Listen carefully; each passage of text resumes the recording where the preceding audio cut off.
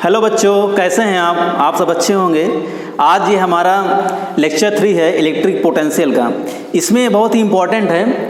इसमें हम लोग electric potential due to an a single point charge के कारण हम लोग वैद्युत विभव को ज्ञात करेंगे। कैसे, देखिए यहाँ पर जब हमने पीछे वाला जो वीडियो बनाए थे वो था एक अक्षीय स्थिति पर वैद्युत विभव ज्ञात करना। अब ये फिर उसके बाद हमने दिया है निरक्षीय स्थिति पर वैद्युत विभव ज्ञात करना। अब यह है आपका एकल बिंदु आवेश के कारण वैद्युत विभव को ज्ञात करना। ये इम्पॉर्टेंट भी है और इससे कई विधि हैं और मैं यहाँ सबसे आसान विधि आपको बताऊंगा। देखिए हम क्या करेंगे, इसके लिए सबसे पहले एक बिंदु आवेश को पॉइंट O पर मानते हैं और इससे R दूरी पर एक पॉइंट P लेते हैं, ठीक है। और क्या करेंगे, हम टेस्ट चार्ज को यानी परीक्षण धन आवेश को जिसे हम Q0 से डिनोट करते हैं उसको अनंत पर रख देते हैं, ठीक है। देखिए जो जितने भी पोटेंशियल में हम डेरिवेशन डिफाइन करेंगे या पोटेंशियल को जब बताते हैं तो उसमें हम जो पॉइंट चार्ज होता है उसको अनंत में रखते हैं, ठीक है। अब क्या करेंगे, इस पॉइंट चार्ज को देखिए, ये जो पॉइंट चार्ज है, अब यहाँ पे पॉइंट चार्ज क्यों लेते हैं ये आपके दिमाग में आ रहा होगा। तो पॉइंट चार्ज इस लेते हैं, देखिए जब भी हम कोई भी यहाँ पे एक्सपेरिमेंट करते हैं वैद्युत विभव में, उसमें हम लोग पॉइंट चार्ज को ही लेते हैं। ऐसा इसलिए ये एक प्रकार के चूहे के समान ही होता है, इसे जहाँ चाहे वहाँ स्वतंत्र रूप से छोड़ सकते हैं और इसको हम हमेशा प्लस के रूप में लेते हैं, यानी ये प्लस में होता है माइनस में नहीं होता है, ठीक है। तो क्या करेंगे, देखिए यहाँ पर ध्यान दीजिए, ये अनंत पर रखा है, इसको यहाँ तक कहीं भी लाएंगे यहाँ तक तो इस पे इस चार्ज पे ना तो कोई रिपल्सन ना अट्रैक्शन, कोई भी फोर्स काम नहीं करेगा, ठीक है। तो हम क्या करते हैं, इस टेस्ट चार्ज को उठाकर ये कहाँ रखते हैं, पॉइंट A पर रखते हैं। तो इस टेस्ट चार्ज को हम अब पॉइंट A पर ले आएंगे। ये Q0 को हम कहाँ पर ले आए हैं, पॉइंट A पर। जब इस Q0 को पॉइंट A पर ले आएंगे तो अब पॉइंट O से A की दूरी कितनी है, x है, इसको हम यहाँ सपोज करेंगे, ठीक है। और यहाँ पर Q0 को ले आए हैं तो ये क्या करेगा, ये प्लस चार्ज और ये प्लस चार्ज एक दूसरे क्या करेंगे, रिपेल करेंगे। अब रिपेल करेंगे तो यहाँ से एक रिपल्सन फोर्स प्रोड्यूस होगा जिसे हम F से डिनोट करेंगे। अब क्या करेंगे, ये जो रिपल्सन फोर्स प्रोड्यूस होगा वो क्या होगा, कूलाम के नियमानुसार। आइए कैसे, कूलाम के नियमानुसार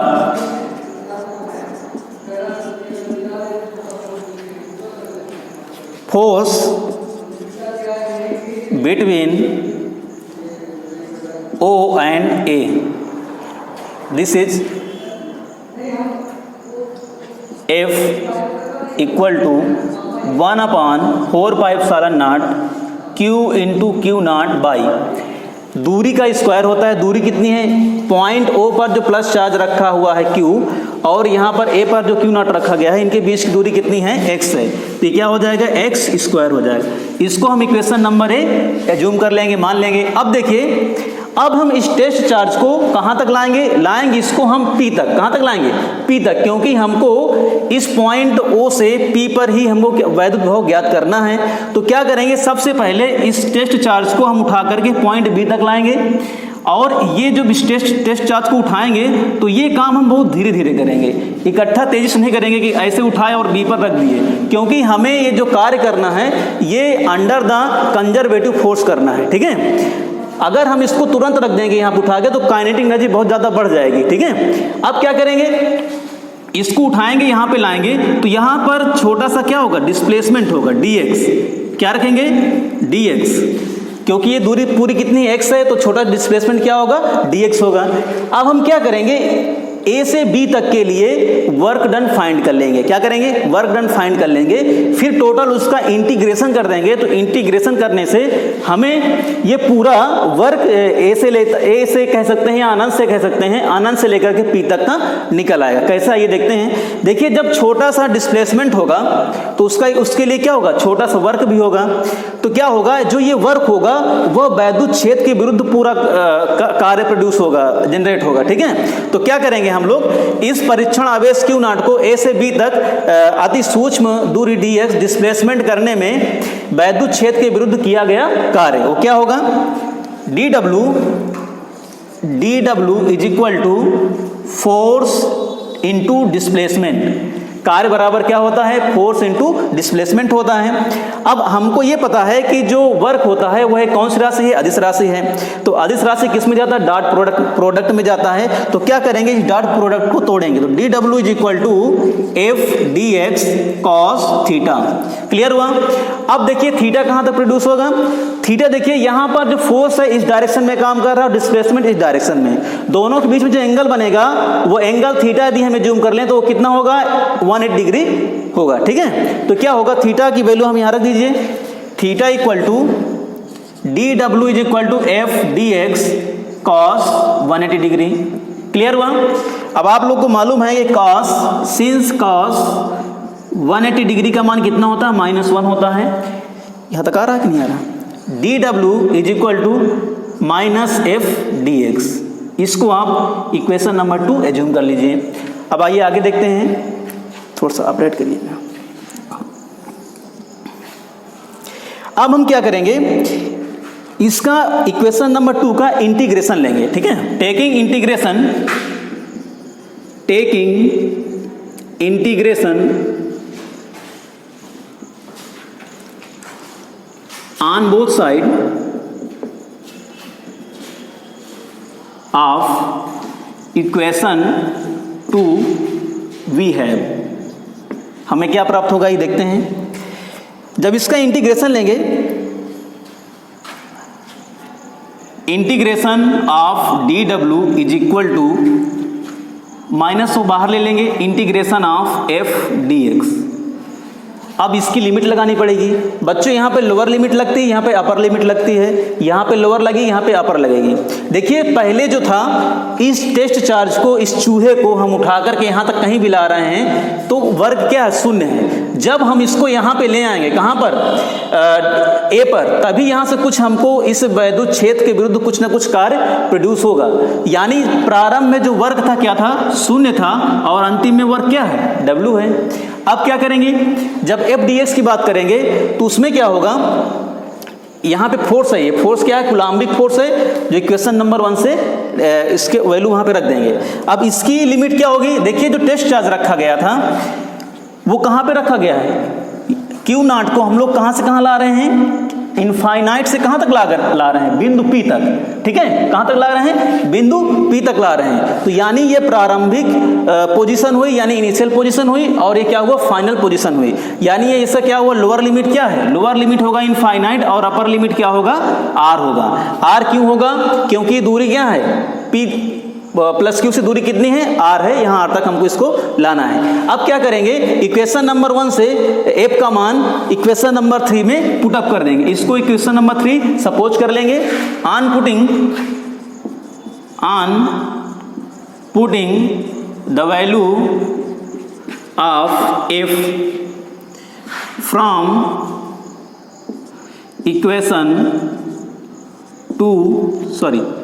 इक्वेशन 1 इनटू इक्वेशन 3, हमें क्या मिलेगा, 0 to W D W is equal to minus of lower limit to upper limit. F का मान रखिए, F का मान 1/4 pi epsilon naught Q into Q naught upon x square into D X. Clear हुआ। अब क्या करेंगे, देखिए बच्चों, यहाँ पर 1/4 pi epsilon naught Q into Q not, ये कांस्टेंट होगा, ये बाहर आ जाएगा। केवल हमें जो वेरिएबल इसमें क्या है, डिस्टेंस है, क्योंकि हम डिस्टेंस को यहाँ से कम ज़्यादा कर सकते हैं। ठीक है, ये चार्ज फिक्स है और ये टेस्ट चार्ज फिक्स है, इसको एज्यूम किया है हमने। अब आगे देखते हैं, देखिए इंटीग्रेशन ऑफ डी डब्ल्यू का इंटीग्रेशन W होगा। तो क्या करेंगे, इसको हम W लिखेंगे ऐसे, और इसकी लोअर लिमिट 0 रखेंगे और अपर लिमिट W रखेंगे, इज इक्वल टू, इसको कॉमन ले लेंगे, minus Q into Q naught upon 4 pi epsilon naught. Clear हुआ। Integration of lower limit to upper limit dx upon x square. अब क्या करेंगे, देखिए सबसे पहले जब हम इस ब्रैकेट में वैल्यू रखते हैं तो पहले अपर लिमिट रखते हैं, फिर माइनस लोअर लिमिट रखते हैं। तो क्या रखेंगे, अपर लिमिट W है -0, ये मान इसका हो गया, is equal to minus Q into Q naught upon 4 pi epsilon naught integration of, इसको एक्स स्क्वायर के ऊपर ले जाएंगे तो क्या हो जाएगा, माइनस एक्स की पावर -2 dx। अब आइए आगे देखते हैं, इसको रख दीजिए, ये हो जाएगा w is equal to minus Q into Q naught upon 4 pi epsilon naught integration of lower limit to upper limit x की पावर -2 dx। आइए अब आगे देखते हैं,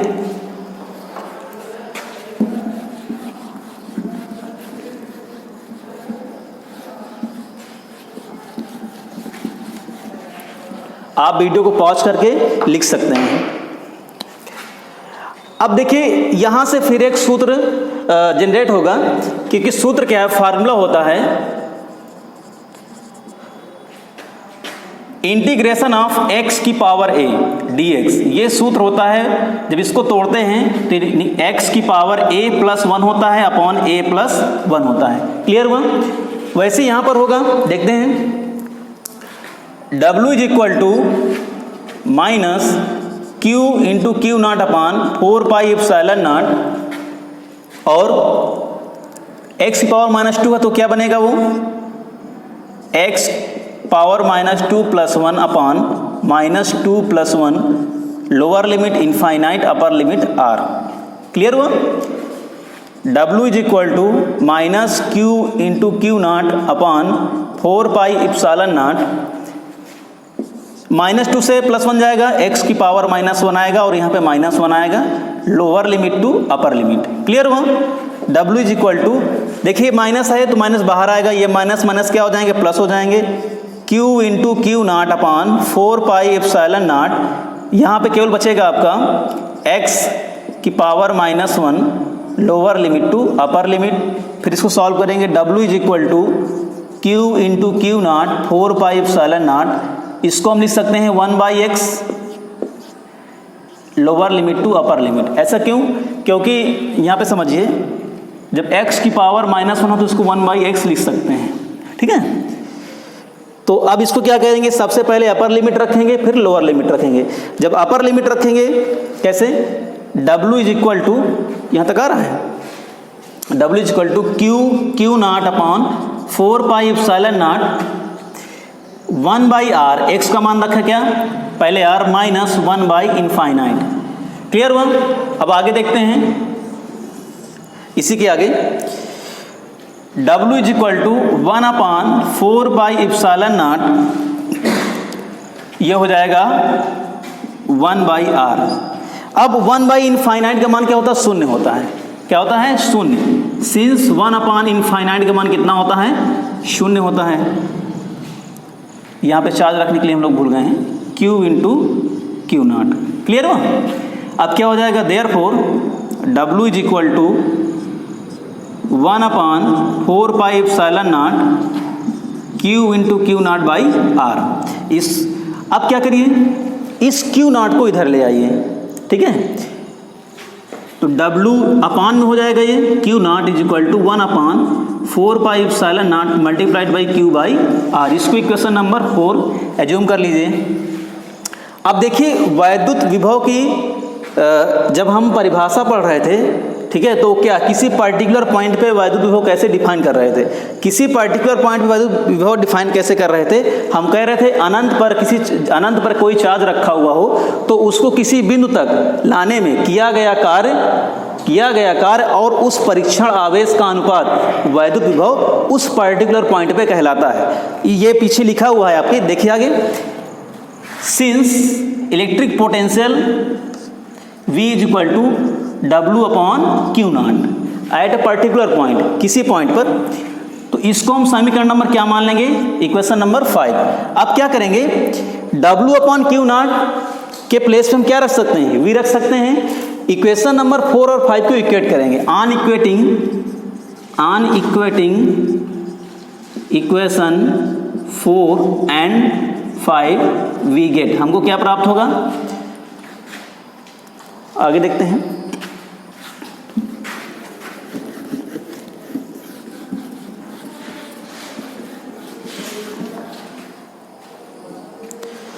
जब इन दोनों इक्वेशन को इक्वेट करेंगे तो W अपॉन क्यू नॉट के प्लेस पे क्या रख देंगे, V रख देंगे। Therefore V is equal to 1/4πε0 Q/r। ये क्या होगा? वोल्ट में होगा। ये एकल बिंदु आवेश के कारण वैद्युत विभव प्राप्त होगा। ठीक है, electric potential due to a single point charge, ये वोल्ट में होगा। और जो V होगा, V डायरेक्टली प्रोपोर्शनल होगा 1/r के। ठीक है, व्युत्क्रमानुपाती होगा। तो इसलिए ग्राफ इसका क्या बनता है? ग्राफ V वर्सेस R क्या प्राप्त होगा? जो ग्राफ प्राप्त होगा वो अति परवलयाकार होगा, पैराबोलिक होगा। V डायरेक्टली प्रोपोर्शनल 1/r, अति परवलयाकार। क्लियर हुआ? ये वोल्टेज है और ये उसकी दूरी है। ठीक है, इसका मतलब क्या है? देखिए, सॉरी, विभवांतर है। ये दूरी बढ़ने के साथ साथ प्रारंभ में तो क्या है? प्रारंभ में यदि दूरी मान लो फिक्स है तो वहाँ पे विभवांतर क्या है? ज़्यादा था। ठीक है, जैसे जैसे दूरी का r का मान बढ़ा रहे हैं, r का मान बढ़ाएंगे तो वैसे ग्राफ क्या होगा? डाउन हो जाएगा। ठीक है, r, क्योंकि r कहाँ पर है? r डिनोमिनेटर में है, तो r का मान बढ़ने पर क्या होगा? v का मान घटेगा। इसलिए क्या होगा? ये ग्राफ हमारा पहले क्या था? हाईएस्ट पॉइंट पे था, फिर धीरे कम होकर ये कहाँ? ये शून्य पे नहीं आता। ठीक है, क्योंकि r जो दूरी तो टेस्ट चार्ज होगा कुछ ना कुछ दूरी पे तो रखा ही होगा। ठीक है, अब क्या करेंगे? यहाँ से ये डेरिवेशन कंप्लीट होता है, बहुत ही इंपॉर्टेंट है बोर्ड एग्जाम के लिए। और इसी और कई टेक्निक देखिए, ये सबसे आसान टेक्निक है। अब आगे देखिए, हम इस विभव यानी जो विभवांतर है, वोल्टेज है, इसका हम मात्रक और विमा कैसे फाइंड करते हैं। ठीक है, टू फाइंड द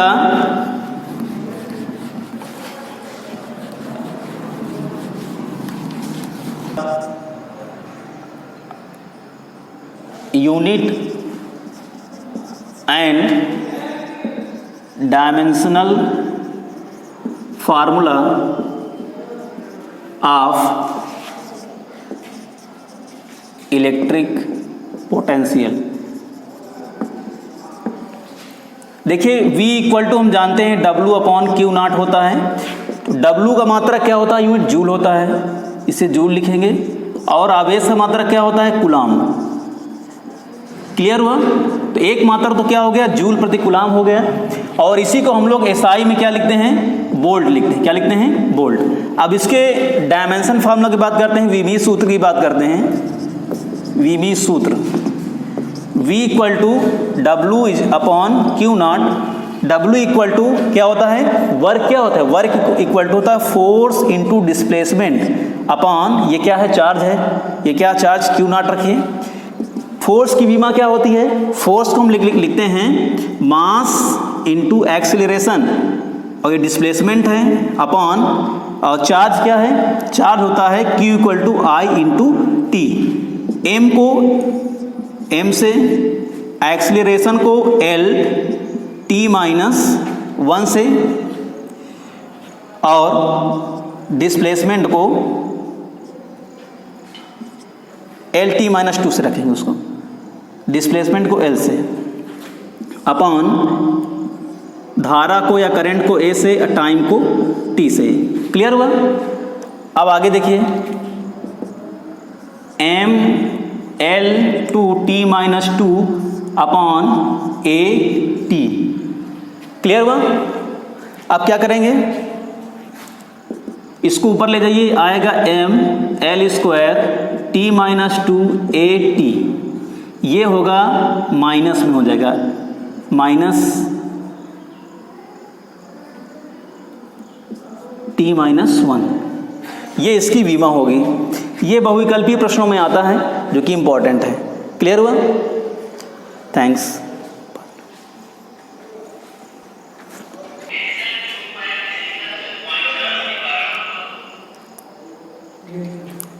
बच्चों चालू करिए। अब देखिए, वैद्युत द्विध्रुव के निरक्षीय स्थिति पर जब हम लोग वैद्युत विभव ज्ञात कर रहे थे तो वो तो शून्य आ रहा था, लेकिन अक्षीय स्थिति पर वैद्युत विभव क्या मिल रहा था? 1/4πε0 Q/r² मिल रहा था। तो इस सूत्र पर हम लोग एक न्यूमेरिकल सॉल्व करेंगे, जो कि 2007 में 2009 में आया है बोर्ड एग्जाम में। क्या है? देखिए, इसमें दिया गया है plus 5 multiply by 10 to power minus 7 coulomb तथा minus 5 multiply by 10 to power minus 7 coulomb के दो बिंदु आवेश के बीच की दूरी 1 सेंटीमीटर है। तो क्या करेंगे, एक ये क्या है, वैद्युत द्विध्रुव है, यहाँ पर ये दिया गया है minus 5 multiply by 10 to power minus 7 coulomb और plus 5 multiplied by 10 to power minus 7 coulomb, और ये मिड पॉइंट हमने लिया था, इनके बीच दूरी क्या मानी जा रही थी, 12 मानी जा रही थी बेटा, ठीक है। तो यहाँ पर इनके बीच दूरी दी गई है 1 सेंटीमीटर। 1 सेंटीमीटर को मीटर में कन्वर्ट करेंगे 10 to power minus 2 metre. Clear हुआ।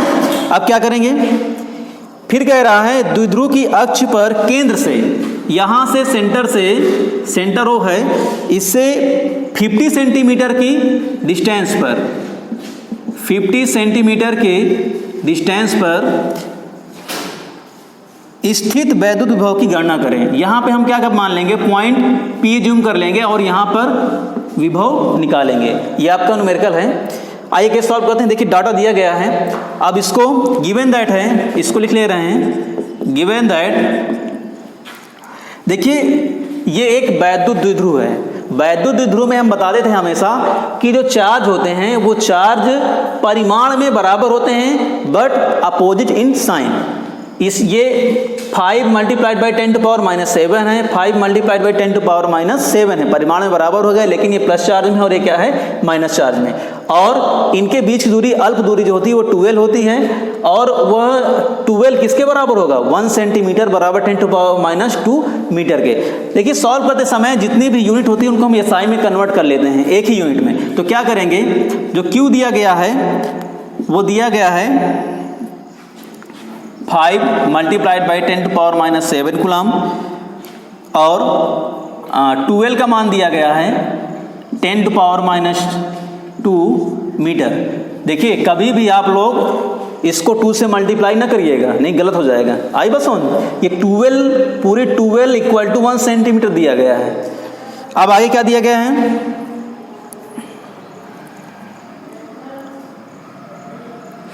डिस्टेंस दी गई है R is equal to 50 centimetre, centimetre को मीटर में कन्वर्ट कर लेंगे, 50 multiplied by 10 to power minus 2 metre. Clear हुआ। अब क्या करेंगे, अब हमको फाइंड करना पड़ेगा V फाइंड करना है एट इन डाउन पोजीशन। तो क्या होता है सूत्र आपके पास होता है 1/4 by epsilon naught Q by P by R square. P यहाँ पर क्या है, वैद्युत द्विध्रुव आघूर्ण है, ठीक है। इसको आप इक्वेशन 1 मान लीजिए, और P का मान कितना होता है, आप जानते हैं कि P इक्वल टू क्या होता है, 2 इंटू Q इंटू L। तो सर्वप्रथम आप लोग क्या करिए, फर्स्ट ऑफ ऑल इसका P का मान निकाल लीजिए। आप क्या करिए, Q इंटू 2L इसको लिख सकते हैं। तो Q का मान कितना दिया गया है, Q का मान दिया गया है 5 multiplied by 10 to power minus 7 multiplied by 1 centimetre यानी 10 टू पावर माइनस 2 मीटर। तो इसको जब सॉल्व करेंगे तो ये आएगा 5 multiplied by 10 to power minus 9, किसमें आएगा, कूलाम इंटू मीटर। ये कूलाम इंटू मीटर है ना कि सेंटीमीटर। ये P का मान यहाँ से मिलेगा। अब क्या करेंगे, इस P का मान यहाँ रख दीजिए, और 1/4 पाई एप्सिलॉन नॉट का मान क्या होता है, 9 क्रॉस 10 टू पावर माइनस 7। ठीक है बेटा। अब क्या करिए, therefore V equal to 9 cross 10 to power 9 multiplied by 5 multiplied by 10 to power minus 9 upon R square. R का मान कितना दिया गया है, 50 सेंटीमीटर यानी 50 मल्टीप्लाइड बाई माइनस 2 मीटर। तो क्या हो जाएगा, 50 मल्टीप्लाइड बाई माइनस 2 का स्क्वायर। अब इसको सॉल्व कर लेंगे, आंसर आ जाएगा। यहाँ पर आप लोग इसकी वैल्यू मालूम है ना, 1/4 pi epsilon 9 cross 10 to power 9। अब रखिए, सॉल्व करिए। देखिए 10 टू पावर माइनस 9 ये है और 10 टू पावर 9 है, तो ये आपस में क्या हो जाएंगे, कैंसिल हो जाएंगे। तो क्या आएगा, 9 5 जब 45 अपॉन, और ये कितना 5 5 जब 25 और 2 0 हो जाएंगे 10 टू पावर माइनस 4। ये 10⁻⁻2 है तो इसकी पावर क्या 10⁻⁻4 हो जाएगा। अब इसको आप ऊपर ले जाइए, कैसे? 45/25 मल्टीप्लाइड बाई ये दो जीरो प्लस में है, ये माइनस में है, तो हो जाएगा 10 टू पावर कटेगा +2 में हो जाएगा। क्लियर हुआ? अब इसको सॉल्व कर लिए। ये 5 9 जा 45, 5 5 जा 25 मल्टीप्लाइड बाई 10 टू पावर 2, तो ये कितना हो जाएगा? 5 1 जा 5 और 4 बचेगा वहाँ पर 0.8, ठीक है, मल्टीप्लाइड बाई 10 टू पावर 2। इसको सॉल्व करेंगे तो आएगा 180। ये डबल जीरो बनेंगे यहाँ पर, एक पॉइंट इसको हटा देगा जीरो, तो एक केवल जीरो बचेगा, कितने वोल्ट आएगा? ये आपका आंसर होगा बेटा, ठीक है। ऐसे ही क्वेश्चन आते हैं बोर्ड एग्जाम में जो कि इंपॉर्टेंट होते हैं, और ये 2007 में और 2009 में बोर्ड एग्जाम में आया हुआ। थैंक्स।